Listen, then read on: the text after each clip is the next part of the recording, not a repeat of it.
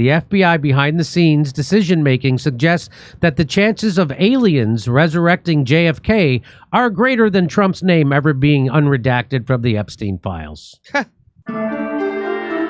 Bloomberg is reporting that Trump's name was blacked out. The FBI blacked out Trump's name in the Epstein files. So let me, which is totally believable because it actually happened.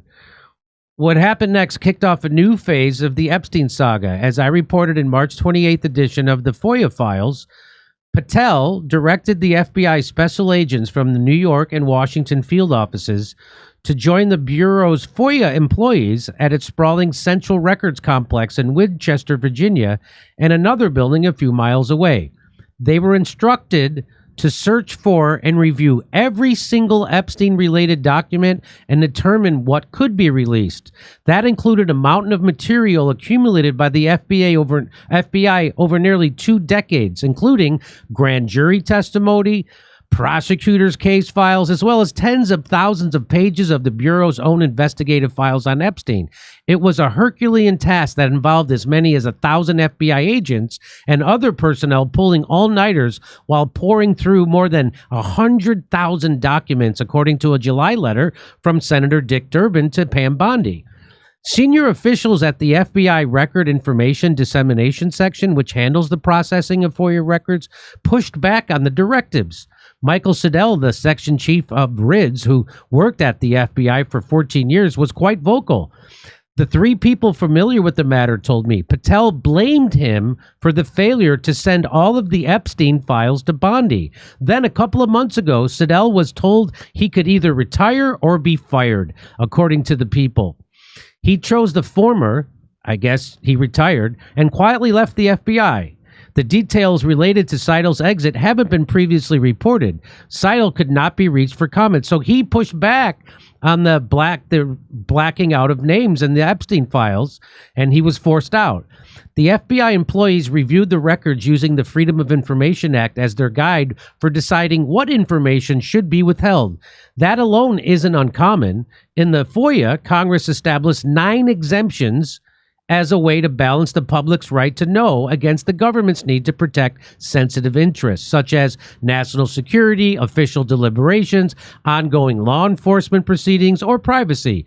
When such competing interests arise in a non-FOIA matter, the exemptions are often applied, even if the exact language set forth in the FOIA statute doesn't. So that's why you can redact someone's name from a FOIA request, which is a Freedom of Information request. You can redact someone's name if it comes down to any of those things, national security, official deliberations, ongoing law enforcement, or privacy. So let's keep going. While reviewing the Epstein files, FBI personnel identified numerous references to Trump in these documents. The people familiar with the matter told me dozens of other high-profile public figures also appeared. In preparation for potential public release, the documents then went to a unit of FOIA officers who applied redactions in accordance with the 9 exemptions.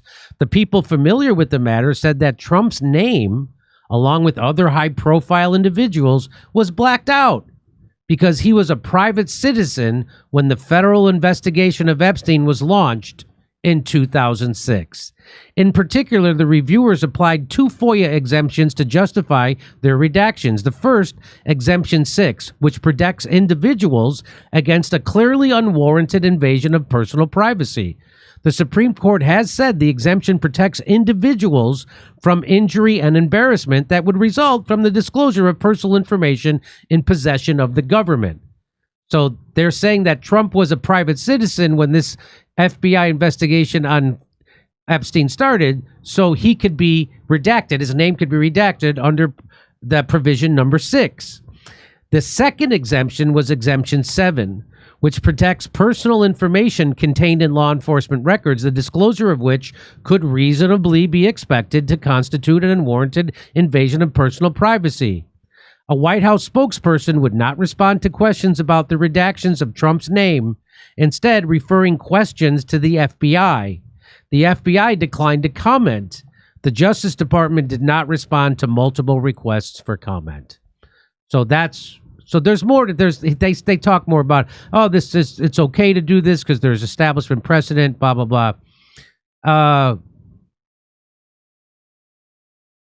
Well, that should satisfy people.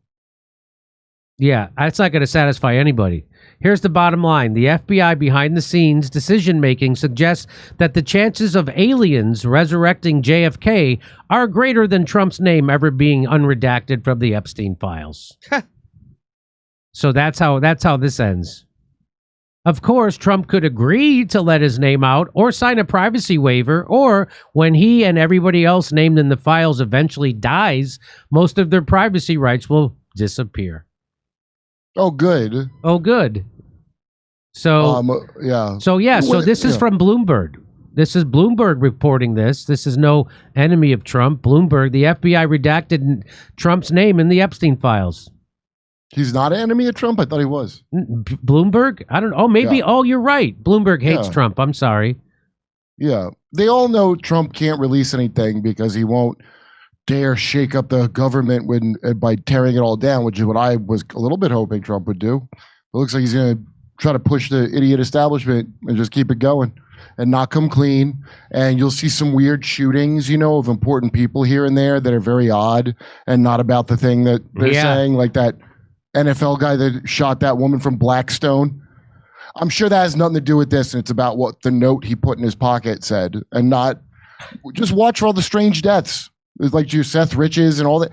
Seth Riches happen all the time. They happen all the time.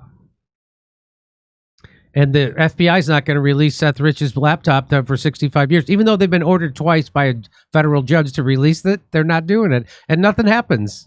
Yeah. They have a thing called because the judge is not going to go over to the FBI with a gun and put them in jail. You need a law enforcement person to do that. Which there's no law enforcement person that's going to do that. Will the Kash Patel FBI Museum of Shame still be built, though?